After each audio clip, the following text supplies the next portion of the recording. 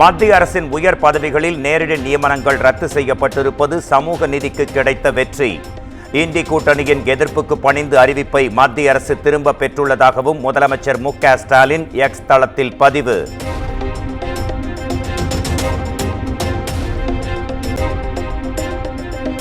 பிற்படுத்தப்பட்ட மற்றும் ஒடுக்கப்பட்ட பிரிவினரின் உரிமைகளை பாதுகாக்க நாடு தழுவிய சாதிவாரி கணக்கெடுப்பு அவசியம்.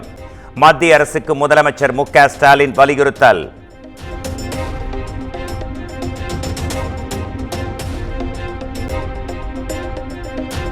மத்திய அரசின் உயர் பதவிகளில் நேரடி நியமனங்களை ரத்து செய்ததன் மூலம் பிரதமர் நரேந்திர மோடி சமூக நீதியை காத்துள்ளார். பீகாரை போல் தமிழ்நாட்டிலும் முதலமைச்சர் மு.க. ஸ்டாலின் சாதிவாரி கணக்கெடுப்பை நடத்தலாமே என மத்திய அமைச்சர் எல். முருகன் கேள்வி.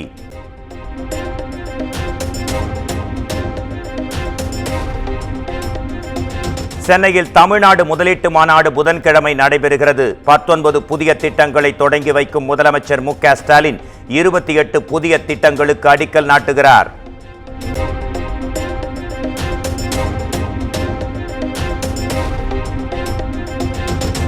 தொழில்துறையில் கொடுத்த வாக்குறுதிகளை திமுக அரசு நிறைவேற்றி வருவதாக அமைச்சர் டி.ஆர்.பி. ராஜா பேட்டி. முதலீட்டு மாநாடு மூலம் வேலை வாய்ப்புகளை உருவாக்குவதே முதலமைச்சரின் லட்சியம் என்றும் பேச்சு.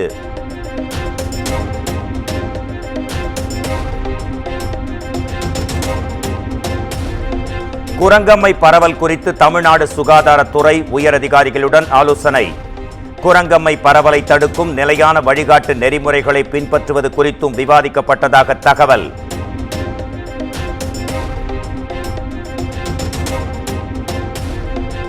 தமிழ்நாட்டில் முக்கிய அரசியல் கட்சி தலைவர்களின் வீடுகளுக்கு அளிக்கப்பட்டு வந்த பாதுகாப்பு வாபஸ்.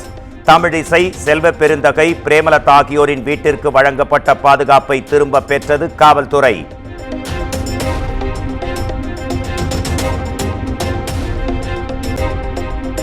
திமுக, அதிமுக கட்சிகள் பங்காளி கட்சிகள் என்பதால் அவர்களுடன் சேரப்போவதில்லை என அண்ணாமலை பேட்டி. பாஜக தலைமையில் மாமன் மச்சான் கூட்டணி அமைக்கப்படும் என்றும் ருசிகர பதில்.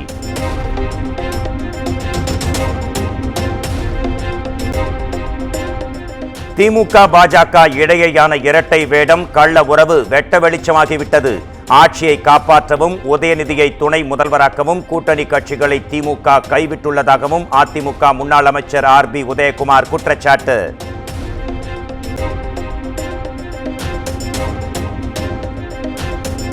எல்லை தாண்டி மீன் பிடித்ததாக கைது செய்யப்பட்ட தூத்துக்குடி மீனவர்கள் 22 பேரின் நீதிமன்ற காவல் நீட்டிப்பு. செப்டம்பர் 3ஆம் தேதி வரை நீட்டித்து இலங்கை புத்தளம் நீதிமன்றம் உத்தரவு.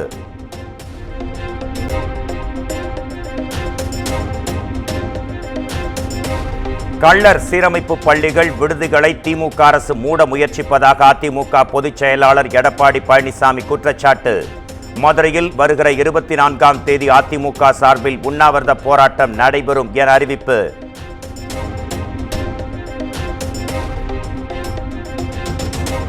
முன்னாள் அமைச்சர் செந்தில் பாலாஜியின் ஜாமீன் மனு மீதான தீர்ப்பை ஒத்திவைத்தது உச்சநீதிமன்றம். அனைத்து தரப்பு வாதங்களும் முடிவடைந்த நிலையில் தேதி குறிப்பிடாமல் ஒத்திவைத்து உத்தரவு.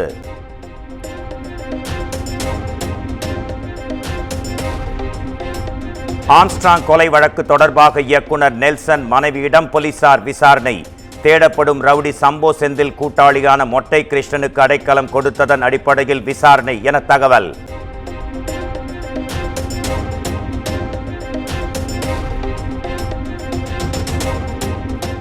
திருச்சி எஸ்பி வருண்குமாரின் சாதி என்னவென்றே சீமானுக்கு தெரியாது என அவரது வழக்கறிஞர் விளக்கம். சாட்டை துரைமுருகனிடம் போலீஸ் அதிகாரி ஒருவர் கூறியதைத்தான் சீமான் பேசியதாகவும் பதில்.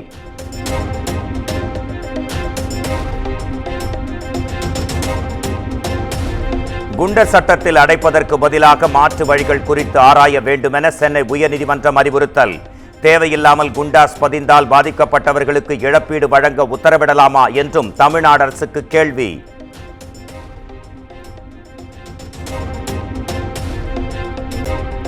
தமிழ்நாடு பாஜக தலைவர் அண்ணாமலை படத்தை ஆடு தலையில் மாட்டி பலியிட்ட விவகாரம். முதற்கட்டமாக 3 பேர் மீது வழக்கு பதிவு செய்யப்பட்டுள்ளதாக சென்னை உயர்நீதிமன்றத்தில் காவல்துறை விளக்கம்.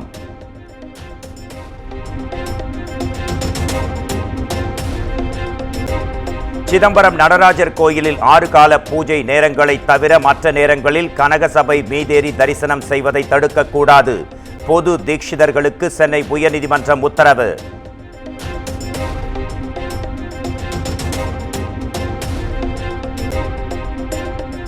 மலையாளம் மட்டுமல்ல, தமிழ் திரையுலகிலும் பெண் நடிகர்களுக்கு பாலியல் சீண்டல்களும் அட்ஜஸ்ட்மெண்ட்டுகளும் செய்ய மிரட்டலும் உள்ளது.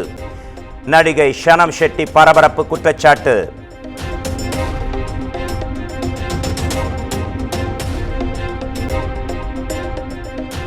பூவிருந்தவல்லியில் மெட்ரோ பணியின் போது பாலத்தில் இருந்து கீழே தவறி விழுந்த வடமாநில இளைஞர் மருத்துவமனையில் சிகிச்சை பலனின்றி பரிதாபமாக உயிரிழப்பு.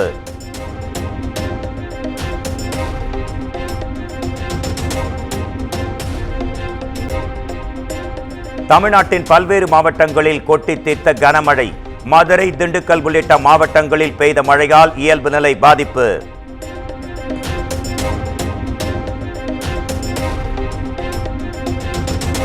கோவை பொள்ளாச்சி கவி அருவியில் காட்டாற்று வெள்ளம். சுற்றுலா பயணிகள் குளிப்பதற்கு தடை.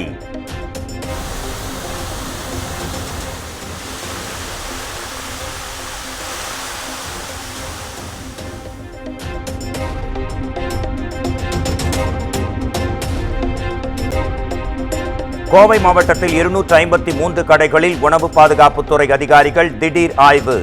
காலாவதியான குளிர்பானங்களை பறிமுதல் செய்து அதிரடி நடவடிக்கை.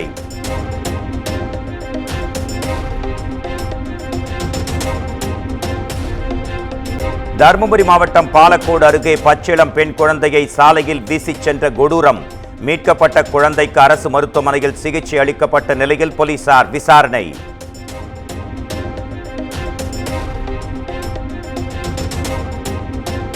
சென்னை நகர் முழுவதும் வீட்டு வாசல்களில் அனுமதியின்றி வாகனங்கள் நிறுத்தியிருந்தால் என்ன நடவடிக்கை எடுக்கப்படும்? விரிவான அறிக்கை தாக்கல் செய்ய மாநகர போக்குவரத்து காவல்துறைக்கு சென்னை உயர்நீதிமன்றம் உத்தரவு.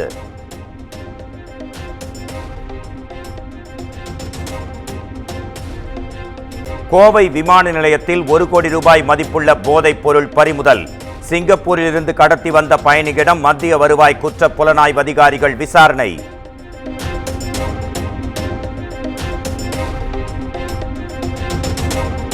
மலேசியாவில் உள்ள மலாயா பல்கலைக்கழகத்தில் திருவள்ளுவர் இருக்கை அமைக்க முடிவு.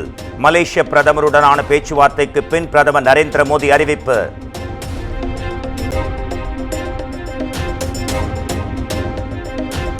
மகாராஷ்டிர மாநிலம் பத்லாப்பூரில் உள்ள பள்ளியில் 4 வயது குழந்தைகளுக்கு பாலியல் வன்கொடுமை. பள்ளி உதவியாளர் கைது செய்யப்பட்ட நிலையில் பள்ளியை சூறையாடி முற்றுகையிட்டு மக்கள் போராட்டம்.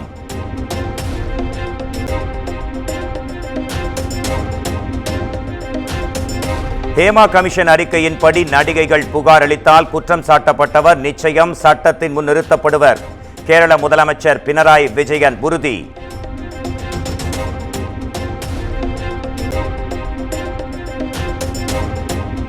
தெலங்கானா மாநிலம் ஹைதராபாத்தில் மேக வெடிப்பு காரணமாக கொட்டி தீர்த்த கனமழை. சாலைகளில் வெள்ளம் சூழ்ந்து வாகனங்கள் அடித்துச் செல்லப்பட்டதால் மக்கள் கடும் அவதி.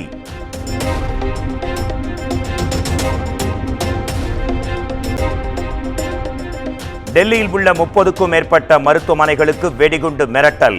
5க்கும் மேற்பட்ட முக்கிய வணிக வளாகங்களுக்கும் மிரட்டல் விடுக்கப்பட்டதால் பெரும் பதற்றம்.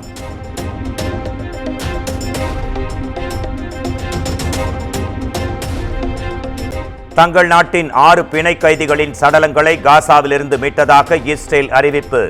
அக்டோபர் 7ஆம் தேதி தாக்குதலின் போது ஹமாஸ் அமைப்பால் கடத்தப்பட்டவர்கள் என விளக்கம்.